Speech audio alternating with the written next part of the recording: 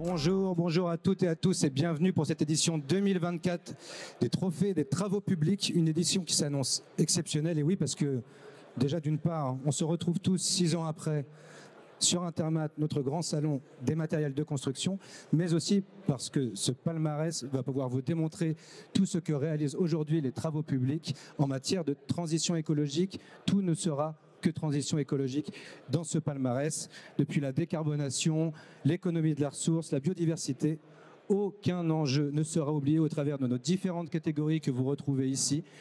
Et des petites surprises, comme vous pouvez vous en rendre compte. Mention spéciale, coup de cœur du jury. Vous découvrirez ça au long de cette cérémonie. Et donc, petit détour sur le jury également. On a eu de nombreux candidats, de belles candidatures. Une quarantaine de candidatures qu'on a décortiquées, qui a fait l'objet de débats passionnés avec l'ensemble de ces membres que vous pouvez retrouver juste derrière moi.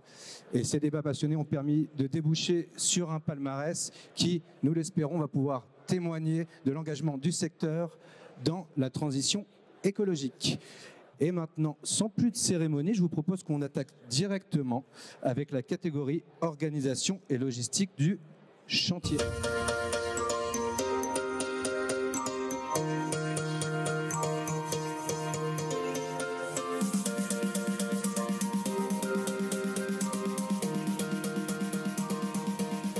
Jingle. Donc une catégorie déterminante parce qu'en fait elle préside à peu près à tout, cette catégorie logistique, fluidité des circulations, gestion des émissions, acceptabilité des chantiers et aussi bien-être des collaborateurs, autant de choses que vous connaissez mieux que moi. Et pour remettre ce prix, je le vois qui s'avance, Bernard Salat, je vous en prie, venez me rejoindre. Je pense qu'on peut l'applaudir. Bernard Salat, directeur général adjoint du développement responsable et de l'innovation chez Colas, président du conseil d'administration de l'ESITC Paris. Bonjour Bernard. Bonjour Jérémy. Alors Bernard, pourquoi avoir tenu à tout prix à remettre cette catégorie logistique au plus peuple? Bien, bonjour à toutes et tous déjà.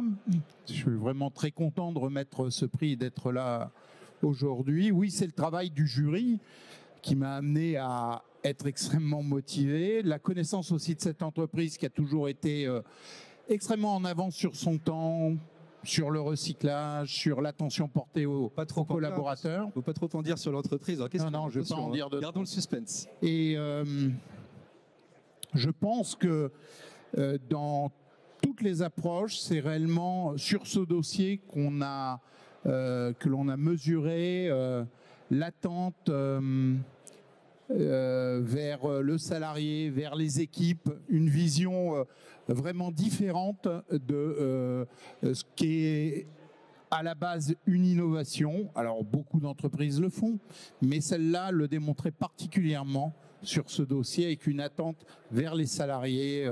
Voilà. Teasing. Et maintenant nous allons découvrir les nommés. Et donc les nommés sont dans cette catégorie Mobility by Colas pour l'apaisement des chantiers du village des athlètes des JO de Paris 2024, qui apparaît juste derrière moi. Linguel Travaux Publics pour ses bases de vie autonomes, Sobeka pour son géoréférencement des fouilles en 3D et Technipipe pour le développement de l'outil Limo Line Monitoring. And the winner is, venez à côté de moi, vous pouvez rester avec moi. Alors, the winner is Lingenheld Travaux Publics sur un projet de base vie autonome.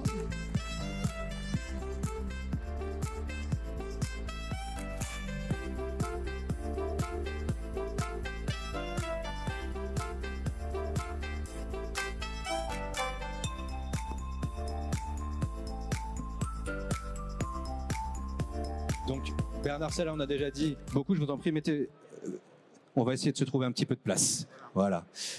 Donc justement, effectivement, ce qui a séduit le jury, c'est à la fois la dimension environnementale, mais aussi l'attention apportée aux compagnons, avec un gros accent, notamment sur le confort d'été. Bon, ils sont peut-être pas RE 2020, les modules en question, mais qu'est-ce que vous pouvez nous dire un petit peu de cette aventure? Qu'est-ce qui a présidé à cette décision d'amener cette technologie, cette innovation sur les chantiers? Alors, ça fonctionne. Gardez-le bien proche. Ce qui nous a décidé à investir et à travailler sur ce sujet, c'est déjà le volet RSE qui est important. Bernard Salat le disait, le salarié aujourd'hui est au cœur de notre préoccupation. C'est vraiment ce qui nous a guidés. Le confort de ces salariés dans le métier, il est important. Donc on est venu sur des bases vie totalement autonomes, puisque dans nos métiers de travaux publics, mais pas que d'environnement aussi, on est souvent les premiers sur le chantier avec des bases vie qui ne sont pas en place, qui n'existent pas. Donc le fait d'avoir des choses qui nous permettent d'être dans le confort pour le salarié dès le départ de l'opération était primordial pour nous. Merci. Un mot peut-être ? Ou tout a été dit ? Eh bien encore, félicitations, je pense qu'on peut les applaudir et partez quand même avec votre trophée. Merci, le photocall est sur le côté, je vous en prie, si vous voulez prendre une photo avec Bernard Salat également. Merci encore. Et il va être maintenant temps d'aborder notre deuxième catégorie économie circulaire.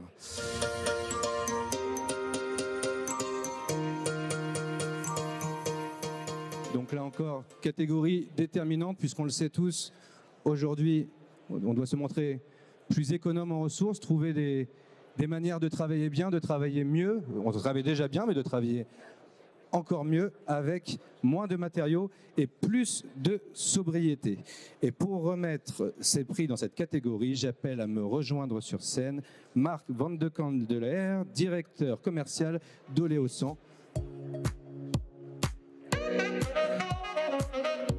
Et toutes mes excuses si j'ai écorché votre nom de famille. Non, mais je vous en prie, je ne serai pas le premier. Très bien. Qu'est-ce que vous pouvez nous dire justement également sur cette catégorie ? Qu'est-ce que vous en attendez de cette catégorie économie circulaire pour être l'économie circulaire, c'est quelque chose de très important. Chez Oléosan, on la cultive, c'est le cas de le dire, puisqu'on transforme du colza français en biocarburant utilisé en France.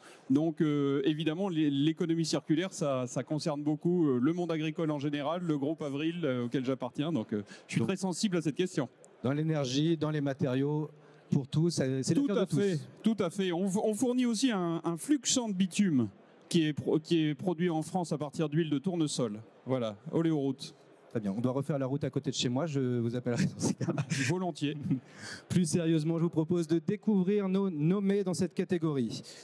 Nous avons donc Colas pour ses structures de voirie à empreinte carbone réduite au parc éolien de Quintefeuille. Nous avons ensuite Eiffage-Route pour son procédé Flexosim, retraitement en place bas carbone de chaussées autoroutières.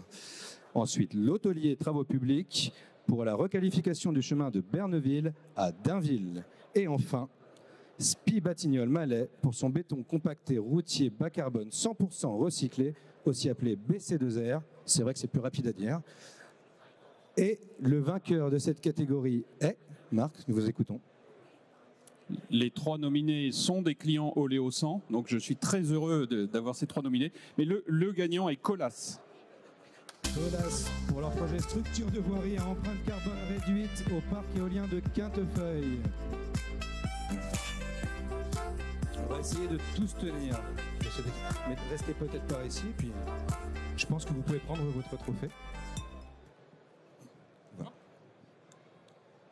Donc petite explication de ce qui a motivé la décision du jury. Je veux juste, avant toute chose, le jury a surtout axé sa décision non seulement sur la dimension environnementale, mais aussi sur l'adaptabilité qui était associée. Et le clin d'œil, je ne sais pas si on peut parler de clin d'œil, mais le fait que ça soit mis en place dans un contexte d'économie renouvelable, puisqu'on parle là d'un parc éolien, ça a fini par remporter la décision. Mais je vous laisse nous présenter un petit peu plus précisément quel était votre projet. Oui, effectivement, on a répondu à un magnifique projet de la construction d'un parc éolien dans la région d'Arras, dans le Pas-de-Calais, avec Valeco, monsieur Compagnon qui nous accompagne. Et dans ce cadre, on a donc proposé une solution innovante, Colas, qui s'appelle EasyCold Air Plus. Donc EasyCold Air Plus, eh bien, qu'est-ce que c'est ? C'est un produit qui répond à deux objectifs principaux. C'est la réduction des émissions carbone, puisque c'est un produit qui est fabriqué à froid. Et le deuxième objectif, eh bien, c'est de répondre à l'économie circulaire, puisque c'est un produit qui contient plus de 90% de matériaux recyclés. Donc on a vraiment avec le parc éolien et ce produit innovant, on répond à un joli triptyque d'économie circulaire, de réduction des émissions de carbone et de l'énergie renouvelable. Voilà. Une petite question. Est-ce qu'on peut envisager que ce soit déployé ailleurs ou c'était vraiment typé pour ce type de projet? Est-ce qu'il y a une massification derrière tout ça qu'on peut attendre? Non, c'est vraiment un produit qui peut être proposé sur de nombreuses voiries qui peuvent être sur l'ensemble de la France sans aucune difficulté. De plus, c'est un produit qui a été fabriqué localement à une dizaine de kilomètres du chantier. Donc c'est vraiment un produit qui peut se fabriquer et se transposer sur de nombreux chantiers en France. Donc circuit court. Vous vouliez ajouter quelque chose peut-être? Oui, on est content d'avoir participé à ce projet innovant. C'est vrai que pour nous, Valeco intervent, développeur et producteur d'énergie sur ce parc. L'économie circulaire est importante. Donc là, travailler avec Colas, avec des ambitions partagées sur un volet énergétique assez fort, c'est très important pour nous. Donc on remercie Colas, c'est très bien. Et merci pour cette initiative, on peut les applaudir, merci. Bravo. Je vous en prie, le photocall vous attend. Merci de votre participation. Et maintenant, nous allons attaquer notre troisième catégorie, catégorie mise en œuvre de matériaux bas carbone.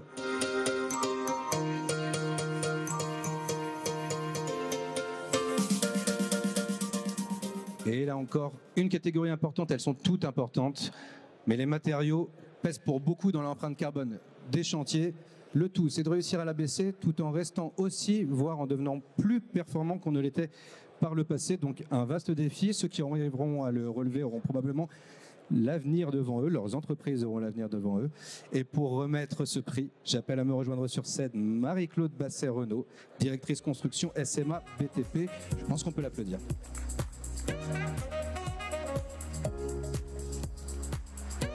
J'ai encore dit que c'était quelque chose de très important. Toutes les catégories sont importantes. Mais là, pour le coup, ça pèse vraiment pour beaucoup dans l'empreinte. Oui, effectivement, la SMA BTP a à cœur d'accompagner les entreprises du bâtiment et des travaux publics justement dans leur décarbonation. Et on est heureux de remettre ce prix qui vise justement à récompenser ces matériaux visant le bas carbone. Eh bien, nous allons découvrir les nommés de cette fameuse catégorie. Tout d'abord, Bessac pour ses tuyaux de fonçage ultra bas carbone. Là, c'est encore vous. Ce n'est pas... Ah, Bessac. Voilà. Colas pour sa voie verte en végécole enrobé clair esthétique présentant une empreinte carbone réduite. Et Fageroute. Ah, on est toujours sur Bessac. J'étais déjà à Colas. Ouais. Non. Oui, non. Et Fageroute pour son enrobé carbone light chantier de la RD 973 à la Bastidonne. Et enfin NGE SAS pour le projet de biomimétiste appelé Biociter. Et nous allons découvrir le vainqueur de cette fameuse catégorie. Nous vous écoutons. Alors c'est l'entreprise Bessac pour son projet tuyau de fonçage ultra bas carbone. Bessac est appelé sur scène.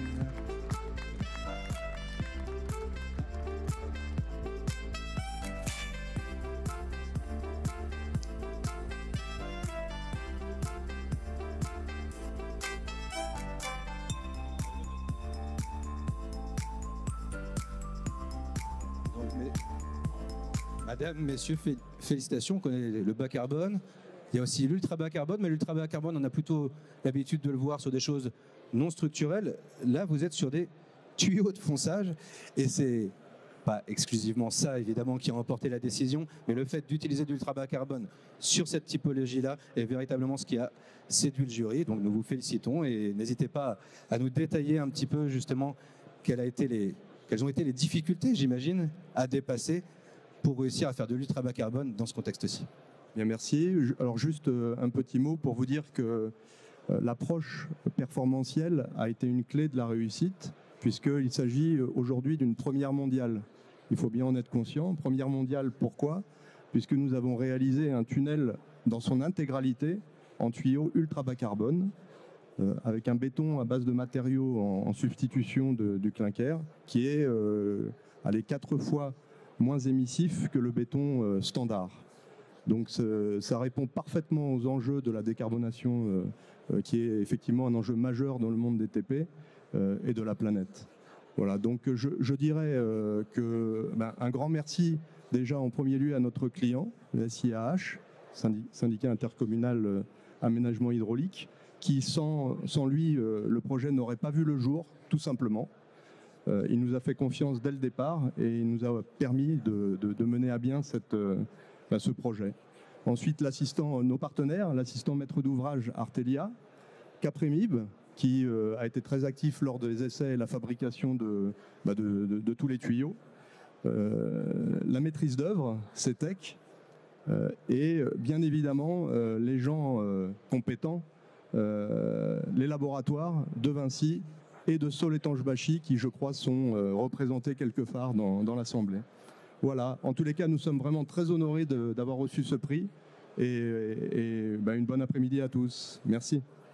Merci à tous. Je vous en prie, vous pouvez vous diriger vers le photo. Une seconde peut-être pour la photo de famille, maintenant que tout le monde est sur place. Et je m'écarte. Merci encore. Nous allons passer à notre prochaine catégorie. Pardon. Plutôt par ici.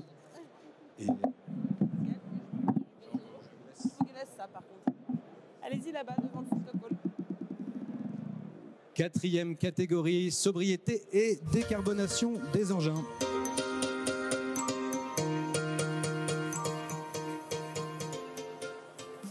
Et donc pas de transition écologique évidemment sans transition énergétique.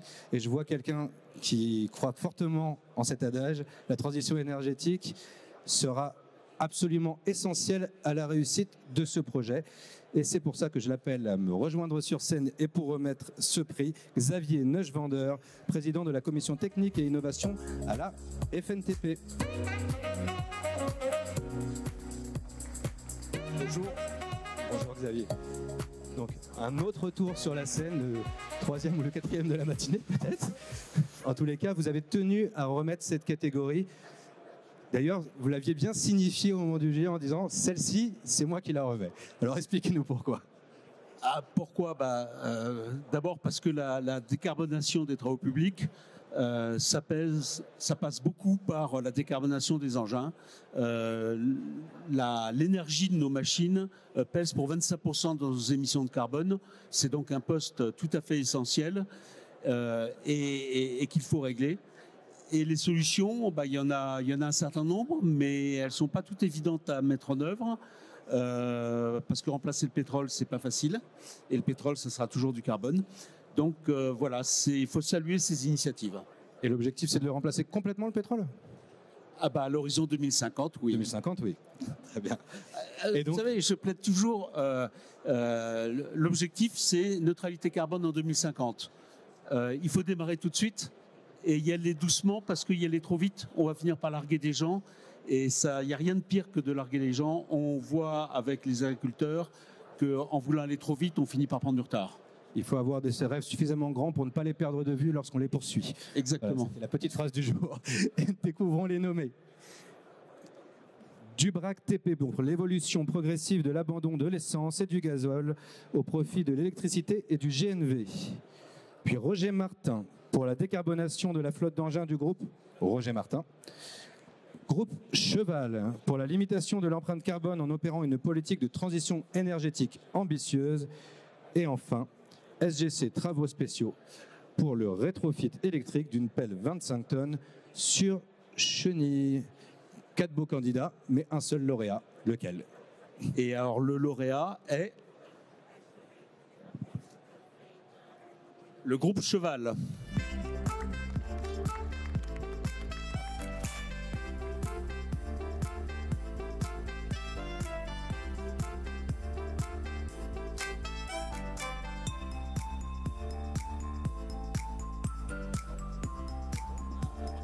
Je crois que Xavier veut prendre la parole. Alors je vais prendre un peu la parole et je vais me faire gronder par Jérémy, je le sais, mais allez-y. On est tous d'accord sur ce point. Moi, je suis très très fier aujourd'hui de remettre ce prix au groupe Cheval pour plusieurs raisons.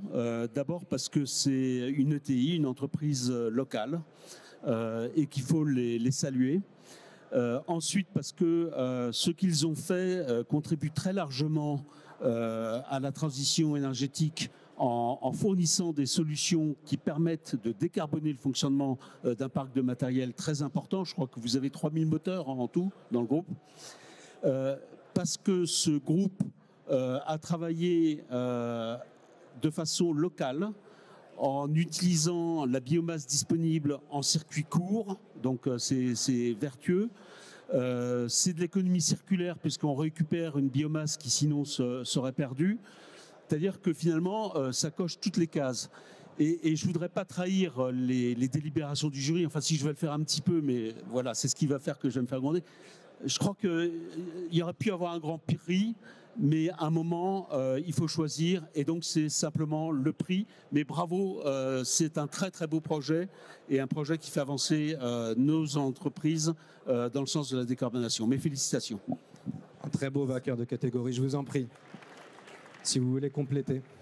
Un petit mot, mais Xavier a déjà dit beaucoup de choses. Je voudrais déjà féliciter tous les collaborateurs qui ont travaillé sur ces projets, et c'est qu'un début, parce que la transition énergétique, elle fait que commencer. On l'a vu ce matin, ça passera forcément par une mixité d'énergie. On travaille sur tous les domaines disponibles, toutes les énergies disponibles.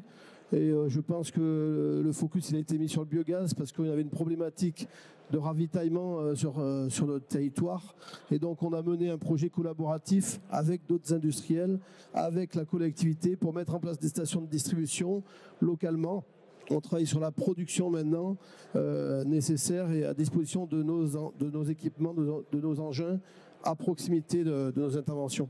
Donc merci beaucoup aux moniteurs et à la FNTP pour ce prix que je dédie à tous les collaborateurs du groupe Cheval. Merci.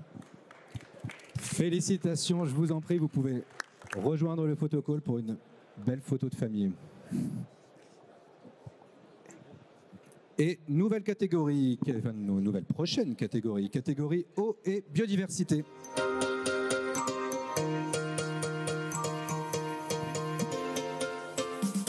Donc effectivement, plus rien de facultatif sur ces dimensions eau et biodiversité, comme vous le savez tous.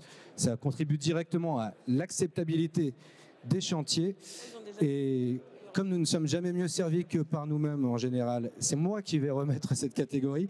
Une catégorie qui a surpris aussi dans les candidatures un petit peu le jury, puisque nous attendions aussi à beaucoup de réponses très techniques et les candidats ont plutôt privilégié des réponses majoritairement frugales, peut-être une manière de dire que les petits gestes peuvent créer les plus grands effets. Et donc, le vainqueur de cette catégorie eau et biodiversité.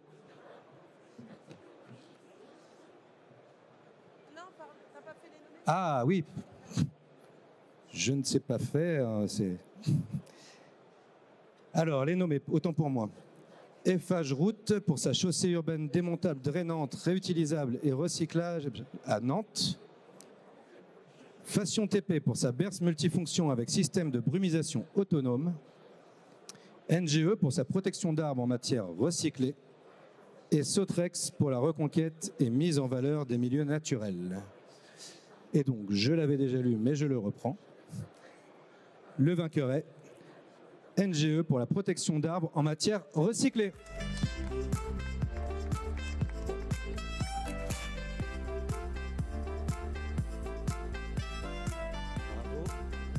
Bravo messieurs, je vous donne le prix. Donc j'ai dit une solution frugale qui paraît simple sur le papier. Essayer de préserver les arbres en milieu urbain. Est-ce que vous pouvez nous expliquer un petit peu d'où est venue cette initiative et comment on peut espérer la voir se déployer plus globalement en France? Bonjour à tous déjà. D'où est venue cette initiative? En fait, on s'est, en discutant avec nos clients, ils nous attendent de plus en plus sur ces sujets. Et nous, on a essayé de trouver quelque chose de pragmatique. Et en fait, en regardant ce qui était actuellement fait sur les chantiers avec des protections en gamme TPC, en plus de ne pas être particulièrement esthétique, on s'est dit qu'on pouvait peut-être trouver quelque chose de plus sympa à faire. Et voilà, c'est le projet de 3 personnes, 3 jeunes ingénieurs qui est monté et jusqu'à se retrouver là. Donc, on est très fiers d'être ici avec vous. Félicitations. Vous voulez ajouter quelque chose? Ouais, c'est simplement le projet en lui-même en fait représente un peu comment on fait l'innovation en fait chez NGE. C'est-à-dire qu'on a assez rapidement on a mis les exploitants justement dans ce projet-là. L'idée, c'était déjà de pouvoir appliquer notre développement sur le chantier, puis aussi faire en sorte que ça intéresse un peu tous les exploitants du groupe. Bon, on a du coup pu le développer et le déployer sur différentes agences et régions de NGE. Et vous posez la question aussi comment on fait pour finalement y accéder. En fait, ce produit-là, du coup, il est accessible à toute la profession. Je pense que l'idée aussi est d'arriver à faire des développements similaires, mais qui soient faits localement. C'est-à-dire que nous, on a notre fournisseur qui est à Libourne. Libourne, notre direction régionale, elle est à 1 km, quoi. Il y a aussi cette idée-là d'aller chercher le fournisseur localement et ça donne du sens à ce genre de projet aussi. Donc l'idée de proximité et l'idée, j'imagine, aussi de systématiser. Il n'y a pas de raison que certaines villes aient le droit de mieux préserver leurs arbres que d'autres. On peut espérer que ça se déploie plus généralement sur l'ensemble des agences. On a déjà commencé à le déployer au national. On a maintenant, je pense, près de 1000 protections qui ont été déployées. Le premier gros déploiement a été fait sur la place des Quinconces à Bordeaux, sur c'est le chantier qu'on voit derrière, qui est quand même la plus grande place d'Europe. Mais donc on a déjà un déploiement national. Merci messieurs, les arbres leur disent merci. Je vous en prie, vous pouvez aller vers le photocall. Et nous allons entamer notre dernière catégorie éclaireur.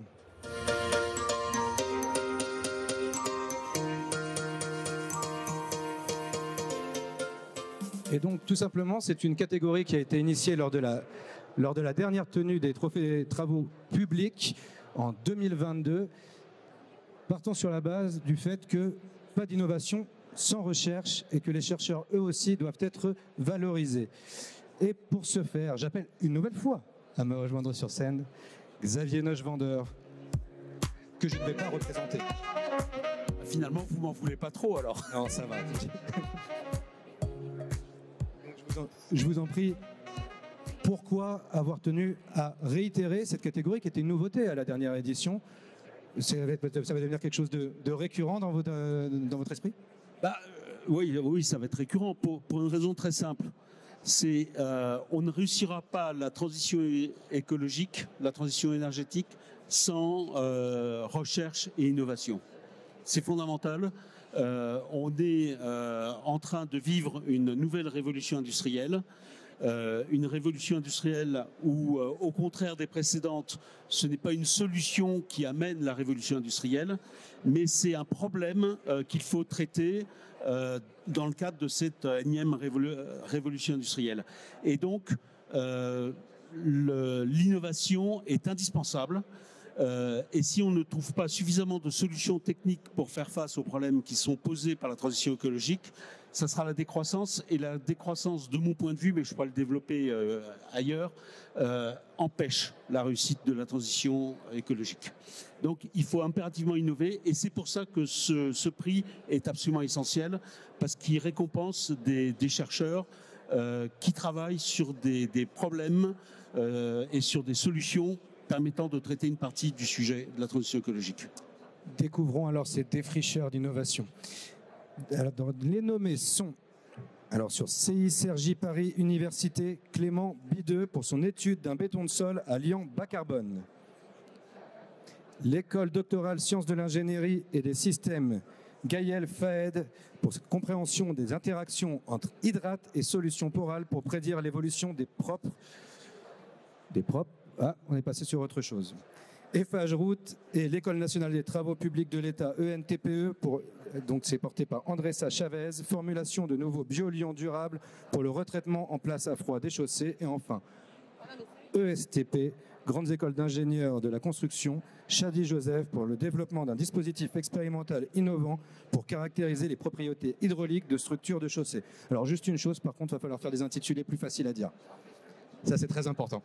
Non, plus sérieusement, qui est le vainqueur de cette catégorie éclaireur? Alors, le gagnant de cette catégorie éclaireur est Monsieur Chadi Joseph et le STP. Développement d'un dispositif expérimental innovant.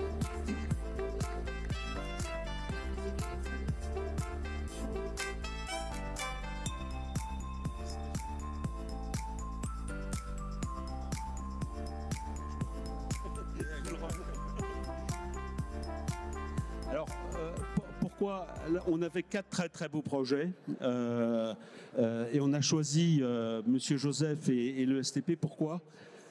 parce qu'il traite un problème qui est délicat, qui est celui de l'imperméabilisation des sols, plutôt de la lutte contre l'imperméabilisation des sols.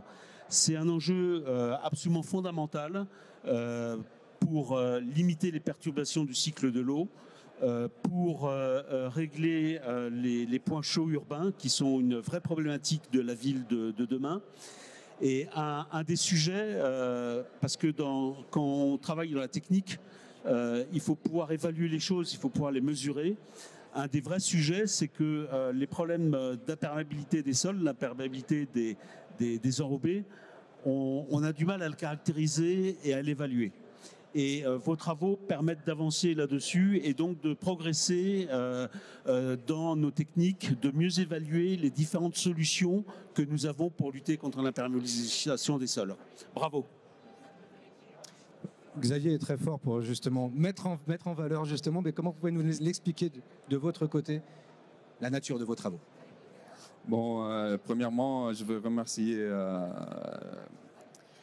l'équipe qui a travaillé sur ce projet et aussi la FNTP, le moniteur et les membres du jury, bien sûr.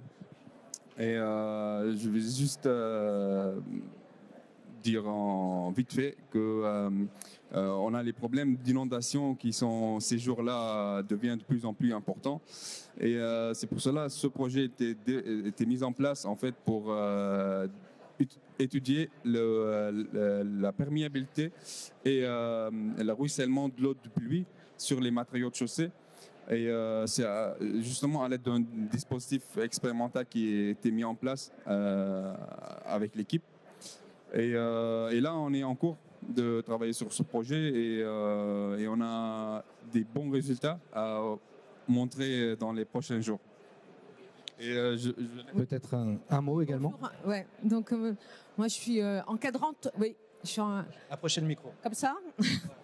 Bonjour. Donc moi je suis encadrante de Shadi pour ce projet. Je voulais juste dire que ce projet est un projet aussi collaboratif parce qu'on a eu ce sujet par Route de France dans le cadre d'une chaire d'enseignement qu'on a avec Route de France. La maquette qui a été développée par des étudiants de l'ESTP, avec un encadrement d'enseignants-chercheurs. Ça mobilise des responsables hydrauliques, géotechniques, matériaux de chaussée. Et puis également sur ce projet, on a un financement FEREC qui permet donc de financer le postdoc de Shadi. Donc, et on espère aussi pouvoir travailler après dans le projet national ISSU sur les innovations pour les solutions et surchauffe urbaine. Donc c'est un projet plein d'avenir. Voilà. Donc un travail collectif et un projet plein d'avenir soutenu par les fédérations également, la fédération. Et je voudrais souligner un point, parce que vous avez raison de le souligner, c'est l'illustration parfaite de la filière recherche dans le travaux public, avec la Fondation FEREC qui lance des appels à projets et qui aide à financer l'initiation du projet, qui sélectionne quelques-uns de ces projets pour un financement complémentaire et qui à la fin sélectionne encore des projets pour devenir projet national. Et là, ce que vous avez fait est l'illustration parfaite puisque vous avez été sélectionné par FEREC de façon très précoce, qui a permis le financement préliminaire, enfin au tout début, et que maintenant vous êtes intégré au projet ISSU, ce qui est vraiment une très très belle illustration de notre volonté d'élargir la recherche au travail public. Bravo. Félicitations, merci. Je vous engage à rejoindre le photocall. Donc c'est bientôt le Grand Prix, mais c'est pas tout de suite le Grand Prix. D'abord, on aura une mention spéciale, mais aussi un coup de cœur, 2 distinctions qui vont témoigner aussi des débats qu'on a pu avoir au sein du jury. D'abord, une mention spéciale. Et pour ce faire, j'appelle à me rejoindre sur scène Marie-Claude Bassette-Renaud pour un deuxième round. Et donc là, pas de nommé, puisque c'est un candidat que nous avons vu passer, un candidat qui a retenu l'attention du jury et qui va donc repartir avec une mention spéciale. Il s'agit de NGE pour le projet Biocitaire.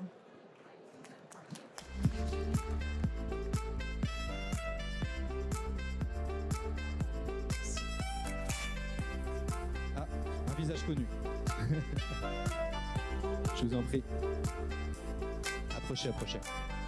Alors je voulais juste préciser que le jury avait été intéressé par la démarche basé sur le biomimétisme, c'est-à-dire d'utiliser ce qu'on connaît dans le vivant pour pouvoir développer une solution technique à régler un problème technique. Et pour être un peu plus complet aussi, si vous n'apparaissez pas aussi en catégorie, c'est que le jury aussi a estimé qu'on était sur quelque chose de très très très émergent et que l'idée était plus d'encourager, mais peut-être que dans un an, la victoire de catégorie sera là. Est-ce que vous pouvez très rapidement expliquer de quoi il s'agit sur ce projet? On a parlé de biomimétisme en 2 mots, afin que l'assistance sache pourquoi on vous récompense. Bon, merci beaucoup déjà pour le prix. Merci au jury et à tout le monde qui a travaillé chez NGE sur le projet. Alors le biomimétisme, on a lancé ça il y a 2 ans chez NGE. Donc l'idée, c'est d'aller regarder dans la nature ce qui est intéressant comme système biologique et de l'appliquer à une problématique qu'on a dans notre cadre technique à nous. Alors la difficulté là-dedans et le verrou technique qu'il y a dessus, c'est qu'on trouve des choses très intéressantes dans la nature. Par contre, c'est pas du tout adapté à nous, notre contexte technique de chantier, de terrassement. Et du coup, on s'est intéressé à la problématique du traitement de sol. Le traitement de sol, c'est une activité courante en terrassement. Et généralement, on utilise de la chaux. La chaux vive, c'est même extrêmement polluant en termes de fabrication et d'émissions de CO2. Et donc, on s'est attaqué à ça, en fait, parce qu'il y a un important effet de levier, en fait. Si on arrive déjà à remplacer certaines utilisations de la chaux, c'est bien ça, c'est une substitution de la chaux. Exactement.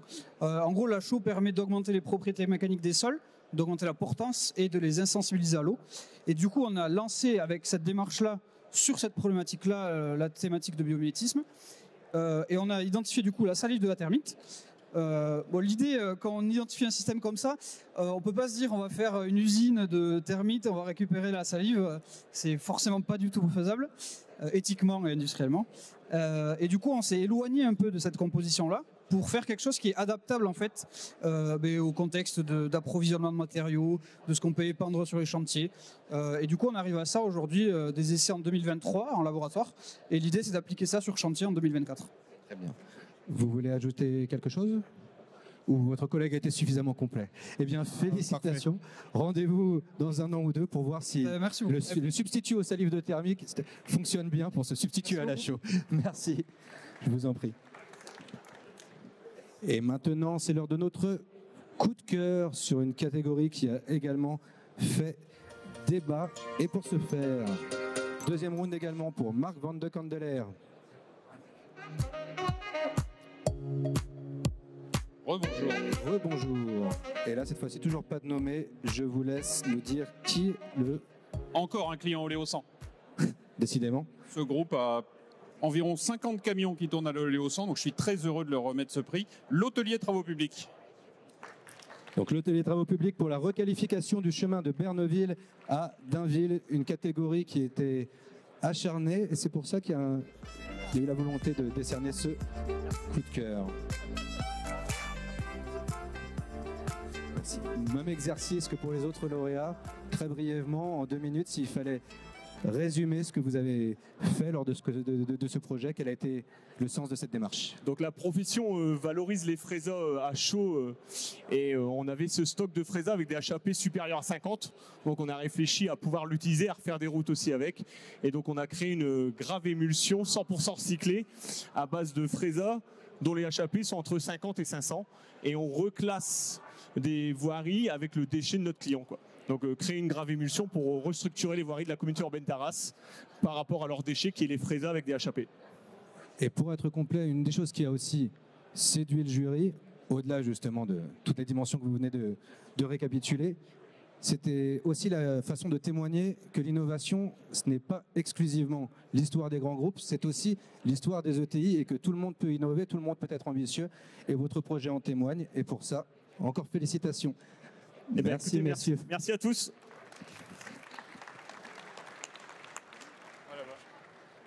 Et le moment que nous attendons tous, le Grand Prix. Et pour le Grand Prix, j'appelle à me rejoindre sur scène Lionel Liobet, président du Stress Réparateur d'Ouvrages d'Art. Bonjour. Bonjour.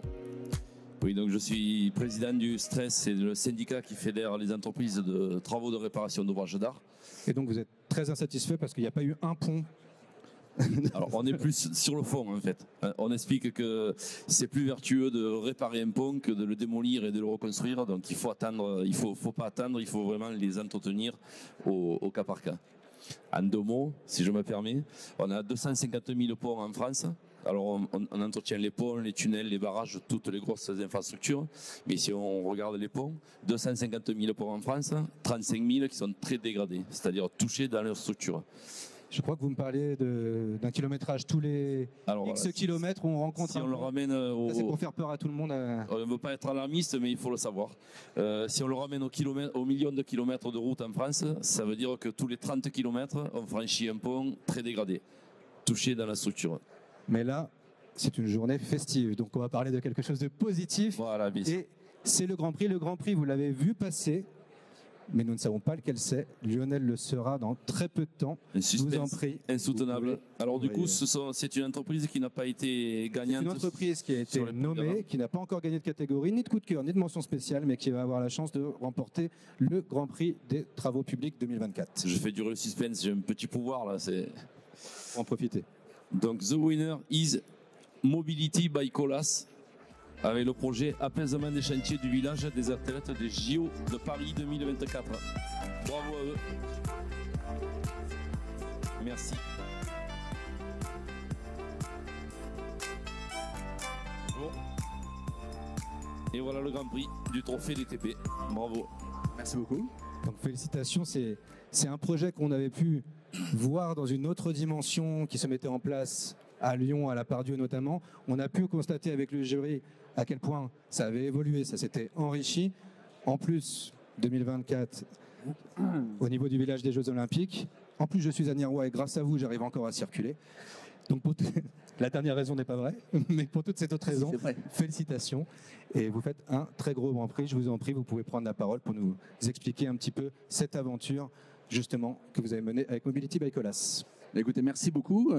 C'est effectivement une aventure dont les clés de réussite étaient assez importantes d'un point de vue organisationnel, puisque effectivement il y a eu un portage politique fort par la direction générale de la Solidéo, qui était l'aménageur public de ce village de la construction olympique, et bien évidemment aussi une organisation avec un certain nombre de parties prenantes. Et donc il y a eu beaucoup de sujets pour coordonner et réguler l'ensemble des flux logistiques de ce village olympique. Et donc les grands enjeux auxquels Kievo, sous le nom de Fluidéo là-bas, a su répondre, c'est des enjeux d'acceptabilité. Donc acceptabilité des chantiers, effectivement, avec une capacité à diminuer l'impact des flux sur la vie au quotidien, parce qu'il y avait un collège, il y avait toujours le cité du cinéma, des commerçants, etc., etc. Un autre enjeu assez fort aussi d'insertion sociale, comment intégrer ces personnes-là effectivement dans cette dynamique-là, et puis bien sûr un enjeu de logistique décarbonée, logistique sécurisée et apaisée, et avec une participation et une diminution de l'impact carbone des flux au quotidien. Vous l'avez estimé, cette diminution des émissions ? Oui, c'est autour de 115-120 tonnes sur la durée du projet, équivalent tonnes CO2 sur les... Donc non négligeable. Félicitations encore, je pense qu'on peut l'applaudir. Merci encore. Bravo. Merci aux équipes qui ont travaillé là-dessus. Oui.